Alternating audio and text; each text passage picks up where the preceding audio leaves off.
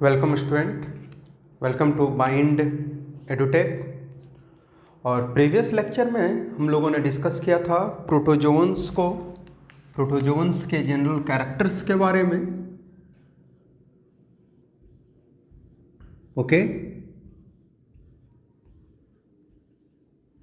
Protozoans. Okay, तो पिछले class में हम लोगों ने डिस्कस किया था प्रोटोजोआ। टोटल इसको जो है प्रोटोजोअन्स को 4 ग्रुप्स में डिवाइड किया गया है according to their locomotory organelles, और उसमें से 2 ग्रुप्स को हम लोगों ने डिस्कस भी कर लिया। ओके, किसको किसको डिस्कस किया? तो एमीबॉइड और दूसरा जो है वो फ्लैजिलेटेड। अब जो हम लोग स्टार्ट करेंगे वो तीसरा ग्रुप, उसका नाम है सिलिएटेड प्रोटोजोअन्स।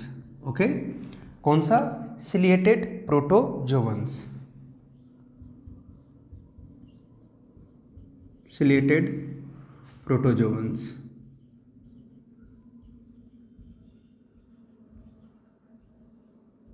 सिलिएटेड प्रोटोजोअन्स, ठीक है। सिलिएटेड प्रोटोजोअन्स जो है वो क्या होता है, इसके बारे में हम लोग डिस्कस करेंगे, ठीक है। तो सबसे पहले आप इसमें हम लोग क्या देखते हैं कि लोकोमोटरी ऑर्गेनेल्स इसका क्या होगा, हम लोग देखते हैं कि they have cilia for locomotion।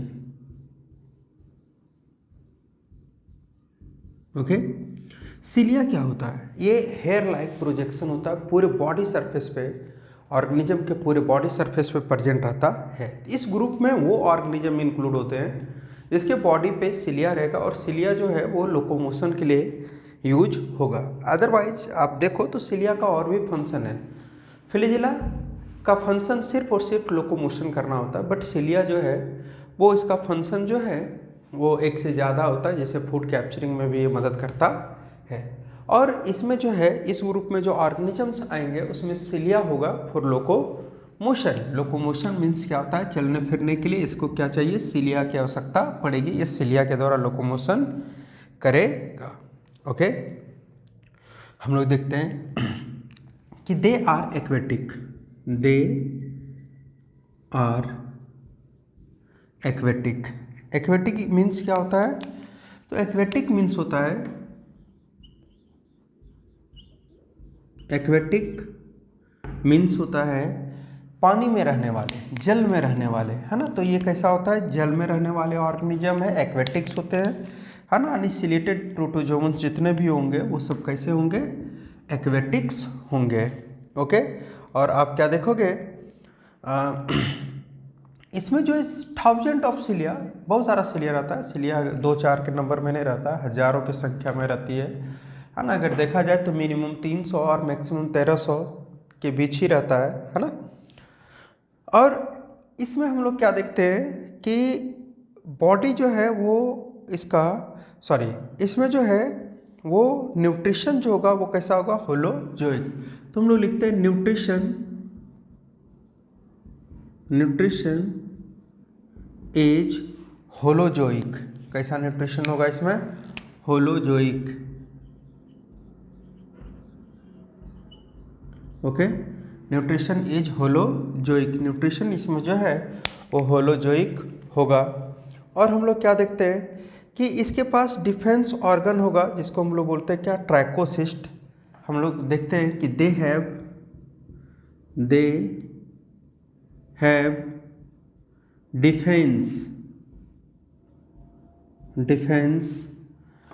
Defence organs. इसके पास जो है वो डिफेंस ऑर्गन्स होगा। ऑर्गन्स कॉल्ड, उसको हम लोग क्या बोलते हैं? उसको हम लोग बोलते हैं स्टैटोसिस्ट या ट्रैकोसिस्ट।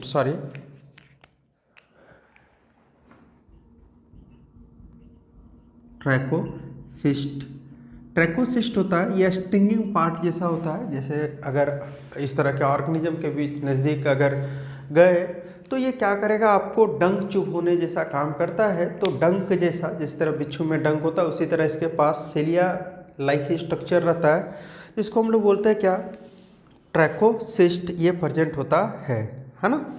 तो ये जो है ट्रैकोसिस्ट जो है वो किस लिए होता है, तो इसको डिफेंस मीन्स क्या होता है, डिफेंस मीन्स होता है इसको जो प्रोटेक्शन प्रोवाइड करना इक्वल टू इसको जो है वो किसी दूसरे ऑर्गेनिज्म से या किसी और चीज़ से इसको प्रोटेक्शन प्रोवाइड करना, ताकि इस पे जो है ये दूसरे ऑर्गेनिज्म से बच सके, है ना। हम लोग देखते हैं कि body is covered by penicillin. इसका भी बॉडी जो है वो किससे कवर रहेगा, तो body is covered by penicillin. किससे कवर रहेगा इसका बॉडी, पेनिसिलिन से। ओके, इसका भी बॉडी जो है वो पेनिसिलिन से कवर रहेगा। ठीक है, हम लोग अगर इसके एग्जाम्पल को देखें तो सबसे जो है वो मोस्ट जो सिंपलेस्ट एग्जाम्पल है इसका वो है पारामीशियम। ठीक है,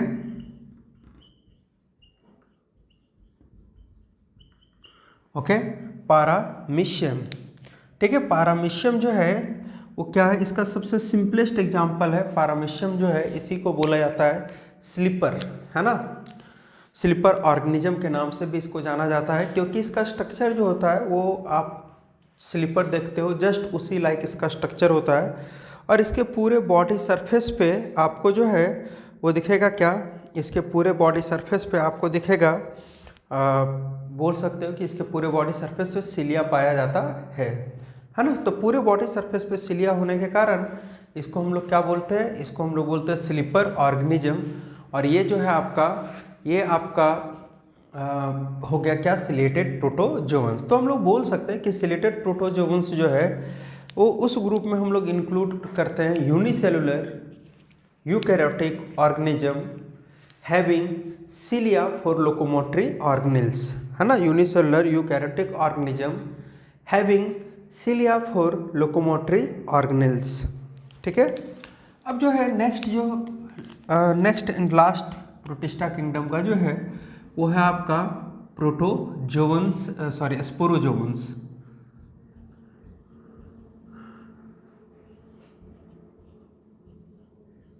ठीक है, स्पोरोजोवंस। तो सबसे पहले कि इस ग्रुप में जो ऑर्गेनिज्म होंगे, ठीक है, स्पोरोजोवंस ग्रुप में जो ऑर्गेनिज्म होंगे इसमें कोई लोकोमोटरी ऑर्गेनेल्स प्रेजेंट ही नहीं होगा, यानी कि लोकोमोटरी ऑर्गेनेल्स क्या हो जाएगा, एब्सेंट, है ना। तो हम लोग सबसे पहला लिखते हैं कि दे हैव नो लोकोमोटरी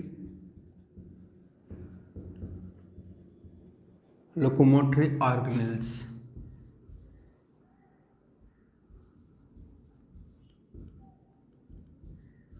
ठीक है, इसके पास कोई लोकोमोटरी ऑर्गेनेल्स नहीं होगा, यानी कि इस ग्रुप में जो है वो लोकोमोटरी ऑर्गेनेल्स नहीं पाया जाएगा। ठीक है, तो ये किस फॉर्म में रहता है, दे आर पैरासाइट फॉर्म्स, है ना। ये जो है ये किस फॉर्म में रहता है, तो दे आर फाउंड इन किस फॉर्म में, parasitic form. They are found in parasitic form, parasitics form. ठीक है, पैरासाइटिक्स या पैरासाइटिक फॉर्म, ये किस फॉर्म में मिलेगा, पैरासाइटिक फॉर्म में मिलेगा। और आप क्या देखोगे, they are mostly endo parasite, है ना। आप देखोगे क्या कि दे आर मोस्टली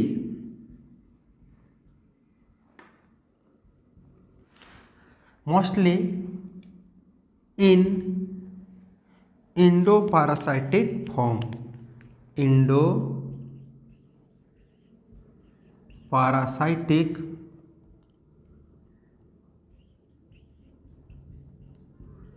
पैरासाइटिक्स फॉर्म। ठीक है, ये जो है वो किस फॉर्म में मिलेगा, इंडो पारासाइटिक्स फॉर्म। अगर पारासाइट्स का फॉर्म देखो तो ये दो तरह का होता है, इंडो पारासाइट और एक्जो पारासाइट्स। ओके, ऐसा पारासाइट्स जो बॉडी के बाहर रहे उसको हम लोग बोलते हैं एक्जो पारासाइट्स, और जो सेल के अंदर रहे, विद इन सेल या बॉडी के अंदर रहे तो उसको बोलते हैं इंडो पारासाइट। तो आप देखोगे कि इस ग्रुप में जो ऑर्गेनिज्म आएंगे वो मैक्सिमम आपको इंडो पारासाइट के फॉर्म में दिखेगा। ठीक है, अब जो है ये किस फॉर्म में मिलेगा। अब इसमें न्यूट्रिशन, तो न्यूट्रिशन का मोड ऑफ न्यूट्रिशन क्या हो जाएगा, पारासाइटिक, क्योंकि जिस ऑर्गेनिज्म के बॉडी में रहेगा वहीं से खाना लेगा।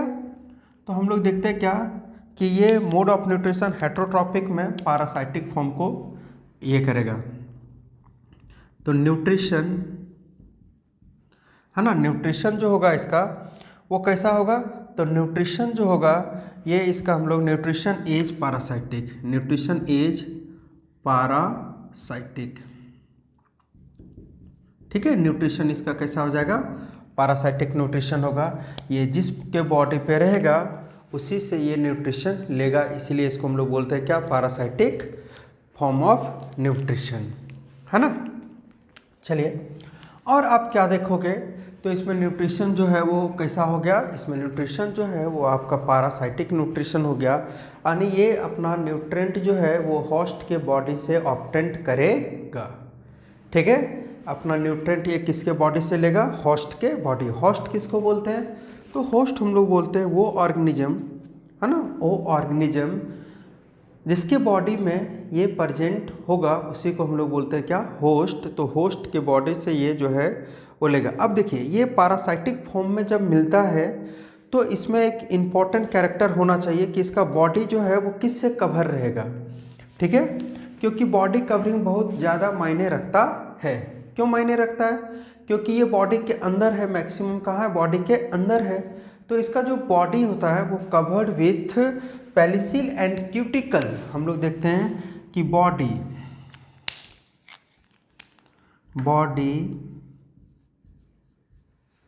इज कवर्ड विथ पेलिसिल, है ना, इसका भी बॉडी जो है और क्यूटिकल, थोड़ा सा हार्ड लेयर होता है क्यूटिकल, उसी से इसका बॉडी जो है वो कवर रहता है। ठीक है, तो हम लोग क्या देखें, हम लोग देखें ciliated protozoans, cilia locomotory organs होगा, और ऐसा प्रोटोजोवंस या प्रोटिस्टा ग्रुप में हेटेरोट्रॉपिक्स ऑर्गेनिज्म में ऐसा हेटेरोट्रॉप्स जिसमें कोई लोकोमोटरी ऑर्गेनेल्स ना हो उसको जो है वो हम लोग इंक्लूड कर देते हैं किस ग्रुप में, स्पोरोजोवंस में, है ना, स्पोरोजोवंस ग्रुप में इंक्लूड करते हैं। ठीक है, और हम लोग क्या देखें कि इसका जो ये इंडो पारासाइट के फॉर्म में जब मिलेगा तो इसका जो लोकोमोटरी ऑर्गेनेल्स होगा वो लोकोमोटरी ऑर्गेनेल्स का नाम क्या होगा, उसका नाम होगा लोकोमोटरी ऑर्गन्स नहीं, ये इंडो पारासाइट के फॉर्म। तो इसके बॉडी का जो कवर होगा वो क्या होगा, पेलिसिल और क्यूटिकल। क्यूटिकल जो है वो थोड़ा सा हार्ड होता है ना। तो हम लोग और इसमें क्या देखते हैं कि ये जो है दिस इंक्लूड डाइवर्स ऑर्गेनिज्म। हम लोग देखते हैं कि इस ग्रुप में आपको काफ़ी ऑर्गेनिज्म मिलेंगे। ठीक है, तो हम लोग देखते हैं दिस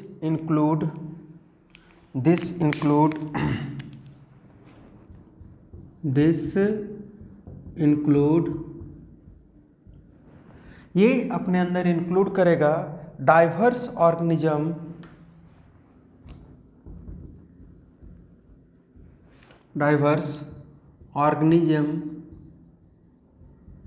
डाइवर्स विभिन्न तरह के जीवों को इंक्लूड करता है। डाइट हैव इन्फेक्शियस, जिसके पास डाइट हैव इन्फेक्शियस, ठीक है, infectious spore like stage, spore like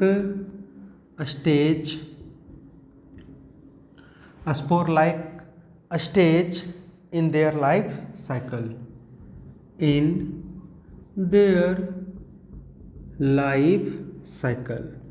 ठीक है, इसकी लाइफ साइकिल में स्पोर लाइक स्टेज होगा, जिससे ये जो है इन्फेक्शियस काउज, मतलब बोल सकते हो कि ये इन्फेक्शन भी काउज करेगा, ये हमारे बॉडी को पैरासाइटिक फॉर्म में, तो ऑब्वियसली हमारे बॉडी को हार्म करेगा, डिजीज काउजिंग होगा। हम लोग देखते हैं life cycle can involve one host और टू होस्ट। ठीक है, तो हम लोग देखते हैं कि लाइफ साइकिल, इसका जो लाइफ साइकिल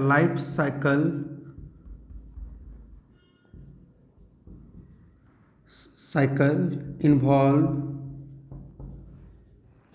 इसका जो लाइफ साइकिल है वो इन्वॉल्व करेगा, है ना, इन्वॉल्व वन होस्ट। अगर एक होस्ट को इंक्लूड किया तो उसको हम लोग क्या बोलते हैं, उसको हम लोग बोलते हैं मोनोजेनेटिक। क्या बोलते हैं उसको? मोनोजेनेटिक। मोनो मीन्स क्या होता है? सिंगल, मोनोजेनेटिक्स। ओके, और अगर ये जो है और कैन इन्वॉल्व टू होस्ट, और हम लोग क्या देखते हैं कि और कैन इन्वॉल्व कर सकता है, इन्वॉल्व टू होस्ट, दो होस्ट भी इन्वॉल्व करता है, तो इसको हम लोग बोलेंगे क्या? डाइजेनेटिक्स। इसको हम लोग क्या बोलेंगे? डाइजेनेटिक्स। यहाँ लिखते हैं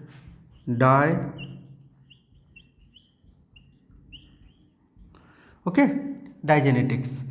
अगर एक इन्वॉल्व किया तो मोनोजेनेटिक्स और दो इन्वॉल्व किया तो डाइजेनेटिक्स। जैसे पैरामीशियम आप लोग सुने होंगे जो मलेरिया काउज करता है, तो वो दो होस्ट इन्वॉल्व करता है, तो वो आ जाएगा आपका किस ग्रुप में? डाइजेनेटिक्स ग्रुप में, है ना। इसका जो एग्जाम्पल है वो क्या है? प्लाज्मोडियम, है ना। इसका जो सबसे बेस्ट एग्जाम्पल है वो क्या है? प्लाज्मोडियम। और प्लाज्मोडियम को हम लोग बोलते हैं क्या? तो ये प्लाज्मोडियम जो है ये कहलाता है आपका मलेरिया काउजिंग,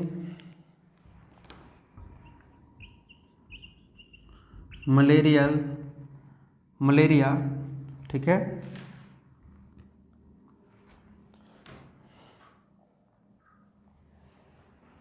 मलेरिया काउजिंग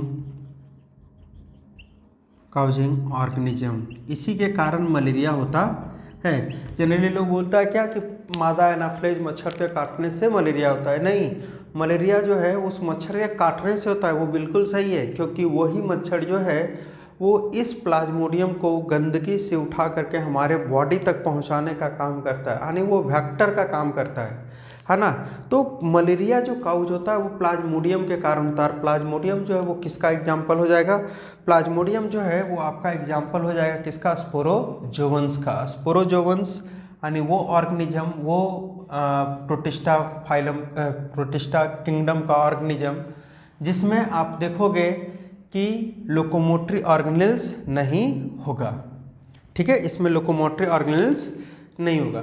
ठीक है, तो ये जो है यहाँ तक हम लोग जो है वो प्रोटिस्टा किंगडम को पढ़े। अब जो हमारा नेक्स्ट जो किंगडम है वो स्टार्ट हो जाएगा, जिसका नाम है क्या? फंजाई। ओके, और फंजाई किंगडम के बाद हम लोग जो है वो आपका 2 चैप्टर भी है तो उसको हम लोग पढ़ेंगे, बट सबसे पहले हम लोग डिस्कस करते हैं फंजाई किंगडम को। ओके, तो फंजाई किंगडम डिस्कस करने से पहले हम लोग थोड़ा एक बार इसको जो है वो रिवाइज कर लेंगे, पूरा टोटल को देख लेंगे क्या क्या पढ़े हैं। ओके, तो प्रोटिस्टा किंगडम में सबसे पहले जो है वो हम लोगों ने क्या देखा कि प्रोटिस्टा किंगडम अपने अंदर जो ऑर्गेनिज्म को इंक्लूड करता है वो कैसा होता है? तो प्रोटिस्टा किंगडम अपने अंदर जो ऑर्गेनिज्म इंक्लूड करता है वो यूनिसेलुलर ऑर्गेनिज्म को इंक्लूड करता है। और यूनिसेलुलर कैसा सेल? प्रोकैरियोटिक की यूकैरियोटिक? तो हम लोगों ने देखा कि वो यूकैरियोटिक ऑर्गेनिज्म को इंक्लूड करता है। ठीक है, फिर हम लोगों ने देखा क्या कि ये जो यूनिसेलुलर होता है इसको टोटली हम लोगों ने जो है वो 5 ग्रुप में डिवाइड किया था। ठीक है, सबसे पहला जो ग्रुप था डायनोफ्लैजिलेट्स, दूसरा जो ग्रुप था वो था आपका क्रैसोफाइटस, तीसरा जो ग्रुप था वो यूग्लिनोइड्स, फोर्थ नंबर जो ग्रुप था वो था आपका माइल्ड स्लाइम मोल्ड, और पांचवा जो था वो था प्रोटोजोवंस। ठीक है, तो सबसे पहला जो ग्रुप था डायनोफ्लैजिलेट्स, वो नाम ही डिफाइन करता है dinoflagellates equal to 2 flagella contain करने वाला। ऐसे हम लोग देखें तो फ्लैजिला तो और में यूग्लिना में भी होता है, बट यूग्लिना के फ्लैजिला और उसके फ्लैजिला में एक अंतर था। यूग्लिना में हम लोग देखते हैं कि इसमें भी 2 फ्लैजिला है, बट एक फ्लैजिला जो है लंबा एक छोटा होता है, और उसमें जो है वो 2 फ्लैजिला होता है, एक होता है लॉन्गिट्यूडनल और दूसरा ट्रांसवर्स। ठीक है। और हम लोग देखें क्या कि डायनोफ्लैजिलेट जो है वो फाइटोप्लैंक्टन है, एक्वेटिक कंडीशन में मिलेगा, एक्वेटिक में कंप्लीटली वो मैराइन कंडीशन में मिलता था। ठीक है। दूसरा जो क्राइसोफाइटस जो है ये भी एक्वेटिक कंडीशन में, ये भी प्लैंक्टन, और इसमें जो डायटम्स आता है बच्चा ध्यान रखना, डायटम्स को हम लोग बोलते हैं प्राइमरी प्रोड्यूसर ऑफ ओशियंस, है ना। और इसी को बोला जाता है कि सबसे पहला जो प्रोड्यूसर था अर्थ का वो कौन था, डायटम्स। ठीक है। और ये डायटम्स किस ग्रुप में जाता है, क्राइसोफाइटस में। ठीक है।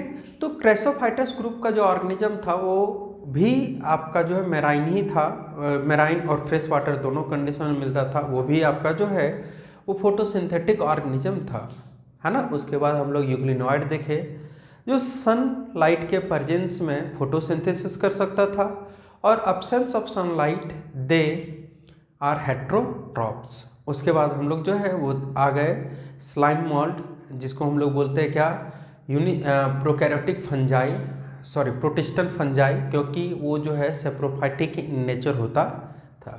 उसके बाद हम लोग जो है वो आए प्रोटोजोवंस, और प्रोटोजोवंस जो है ये आपका हेट्रोट्रॉपिक्स, जिसको हम लोग बोलते हैं कि ये प्रिकर्सर्स ऑफ एनिमल था, है ना। और हम लोग जो है वो देखें कि इसको फर्दर 5 ग्रुप्स में डिवाइड किया गया है ना। जिसमें जो सबसे पहले जो आया था वो आपका आया था, सॉरी इसको जो 4 ग्रुप्स में डिवाइड किया गया था according to their locomotory organelles. और सबसे पहला हम लोग देखें इसमें एमीबॉइड, है ना, जिसको मास्टिकोफोरा के नाम से भी, सॉरी एमीबॉइड्स, जिसमें नो लोकोमोटरी ऑर्गेनिज्म सूडोपोडिया इसमें प्रेजेंट होता है। एमीबॉइड में क्या होता है, सूडोपोडिया फॉल्स फूड। दूसरा फ्लैजिलेटा, जिसमें हम लोग देखें क्या कि फ्लैजिला होगा। तीसरा जो है वो सिलिएटा, जिसमें सिलिया होगा। और चौथा स्पोरोजोवंस, जिसमें हम लोगों ने देखा क्या कि लोकोमोटरी ऑर्गेनेल्स नहीं होगा, ये पैरासाइटिक फॉर्म में पाया जाता है। और जो भी पैरासाइट्स होते हैं, है ना, प्रोटिस्टा किंगडम में जो भी पैरासाइट्स आपको दिखेंगे वो सारे पैरासाइट्स जो है वो डिजीज काउजिंग होता है। तो ये भी, इसमें भी जो है ये हम लोग देखते हैं कि ये भी कैसा होता है, डिजीज काउजिंग होता है। ये भी डिजीज काउज कर सकता है। ठीक है। अब इसके साथ हम लोग जो है वो आगे बढ़े, और आगे हम लोग जो है वो किंगडम स्टार्ट करेंगे किसको, फंजाई को। ओके। नेक्स्ट जो हमारा किंगडम होगा वो कौन सा होगा, fungi kingdom. Okay. Fungi kingdom. और इस फंजाई किंगडम को, है ना, हम लोग जो है थोड़ा अलग तरीके से इसको, है ना, किंगडम फंजाई। ठीक है। किंगडम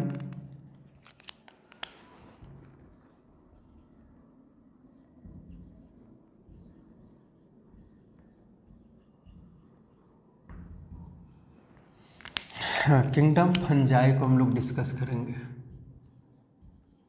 इस फंजाई किंगडम को दिया था किसने, आर.एच. विटेकर ने। ठीक है। इस फंजाई किंगडम को किसने दिया था, आर.एच. विटेकर ने। ठीक है। और हम लोग क्या देखते हैं कि इसका जो एक और नाम है, स्पेशल नाम के, इसको एक और नाम से जाना जाता है। ठीक है। तो आप देखोगे कि इसको किस नाम से जाना जाता है, it is also known as Mycota. This kingdom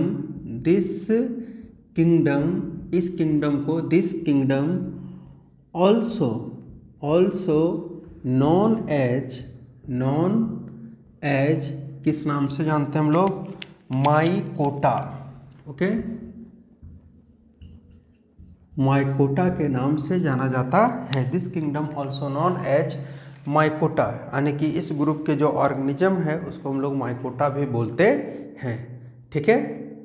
तो इसको हम लोग जो है वो इस किंगडम को माइकोलॉजी के नाम से भी जाना जाता है। अगर हम लोग माइकोटा के नाम से भी जाना जाता है। हम लोग बोलते हैं the study of fungi, the study of fungi. अगर कोई व्यक्ति जो है वो फंजाई पे ही स्टडी करे, जैसे आप लोग जो है वो बोलते हो study of biology is called biologist, उसी तरह अगर कोई व्यक्ति जो है वो स्टडी करे किस पे, सिर्फ फंजाई पे, तो उसको हम लोग बोलते हैं क्या, mycology. Study of fungi is called mycology. ठीक है, उसको हम लोग बोलेंगे क्या, माइकोलॉजी। और बच्चा फादर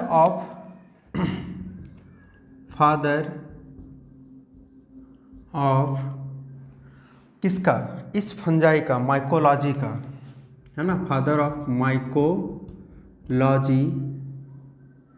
कि कौन है फादर ऑफ माइकोलॉजी। तो फादर ऑफ माइकोलॉजी जो है वो है P.A. मिचली। P.A. मिचली। ठीक है, तो हम लोग क्या देखें कि फंजाई किंगडम को माइकोटा के नाम से भी जानते हैं। स्टडी ऑफ फंजाई क्या कहलाता है, जो फंजाई पे स्टडी करेगा वो कहलाएगा माइकोलॉजी, और जो इस पे स्टडी करेगा उस व्यक्ति को हम लोग बोलेंगे माइकोलॉजिस्ट। ठीक है, और वैसे स्टडी ऑफ फंजाई क्या कहलाता है, माइकोलॉजी। और फादर ऑफ माइकोलॉजी जो है वो P.A. मिचली, है ना। ये जो है इन्होंने एक बुक भी लिखा था, उस बुक का नाम जो है बताते हैं आप लोग को। इनका बुक था नोवा प्लेंट्रम जेनेरा। ठीक है, इनका जो बुक था वो क्या था, नोवा, बुक का नाम था नोवा प्लेंट्रम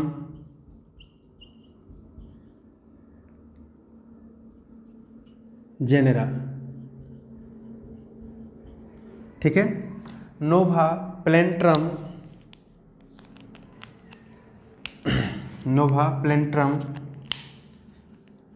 जेनेरा। ओके,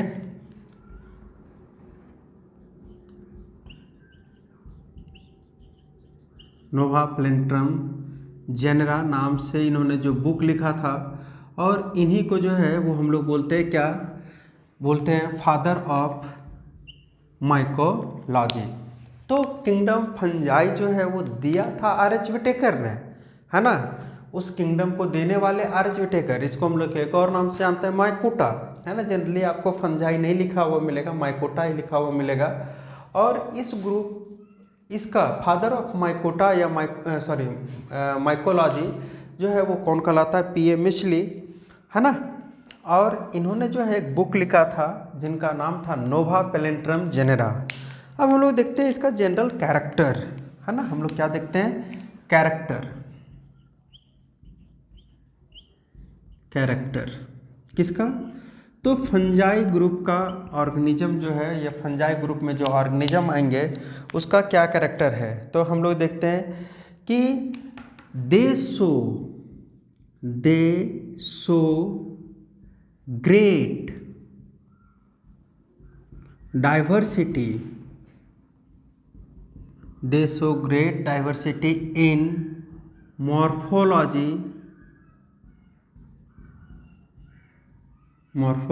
and आप इसके मॉर्फोलॉजी में और इसके जो है हैबिटाट में हम लोग जो है वो ग्रेट डाइवर्सिटी को देखते हैं। तो ग्रेट मॉर्फोलॉजी एंड हैबिटाट मतलब क्या होता है, हैबिटाट मतलब होता है वो परिवेश जहाँ पे ये मिलेगा, यानी कि इसका जो है रेसिडेंस, और ये जो है जहाँ पे मिलेगा उसको हम लोग बोलते हैं क्या, हैबिटाट। और मॉर्फोलॉजी मतलब हो गया क्या, एक्सटर्नल स्ट्रक्चर। ठीक है, तो सबसे जो इम्पोर्टेंट कैरेक्टर है वो क्या है, सबसे इम्पोर्टेंट नहीं, इसका जो कैरेक्टर हम लोग देख रहे थे, तो ये डाइवर्सिटी दिखाता है किसमें, मॉर्फोलॉजी में, है ना, मॉर्फोलॉजी में और हैबिटाट में। आप देखोगे कि सबसे इम्पोर्टेंट जो कैरेक्टर है इसका वो क्या है, तो दे आर फाउंड इन कहाँ पे, डेड एंड डिकम्पोज या इन सेप्रोफाइटिक कंडीशन, है ना। हम लोग देखते हैं कि they are found in saprophytic condition, saprophytic condition. Okay, किस कंडीशन में मिलेगा? सेप्रोफाइटिक। तो अभी कैरेक्टर जो इसका इंपॉर्टेंट है वो अभी हम लोग डिस्कस नहीं, ऐसे ही हम लोग देखें कि ये इसका जो सबसे इंपॉर्टेंट, जैसे आर.एच. विटेकर ने इसको क्लासीफाई भी किया था, तो किस नेचर के आधार पे किया था? तो वो नेचर था इसका सेप्रोफाइटिक कंडीशन। ओके, इसी सेप्रोफाइटिक कंडीशन के आधार पे इसको जो क्लासीफाई किया गया था, है ना। तो आज हम लोग जो है वो फंजाई किंगडम को स्टार्ट करते हैं इसी लेक्चर में। नेक्स्ट जो लेक्चर होगा हमारा फंजाई किंगडम के ऊपर स्पेसिफिक होगा। तो हम लोग जो है इसमें सबसे पहले हम लोग को याद जो रखना है वो क्या है कि फंजाई किंगडम जो है इसको एक और नाम से जानते हैं, माइकोटा। और हम लोग देखेंगे क्या कि स्टडी ऑफ फंजाई माइकोलॉजी कहलाता है। फादर ऑफ माइकोलॉजी जो है पी.ए. मिचली है, और इन्होंने जो है नोवा प्लेंट्रम जेनेरा नाम का बुक भी लिखा था। ठीक है, और इसका जनरल जो कैरेक्टर है वो हम लोग नेक्स्ट क्लास में डिस्कस करेंगे। ठीक है, तो आज के लेक्चर में हम लोग इतना ही देखते हैं। Okay, thank you.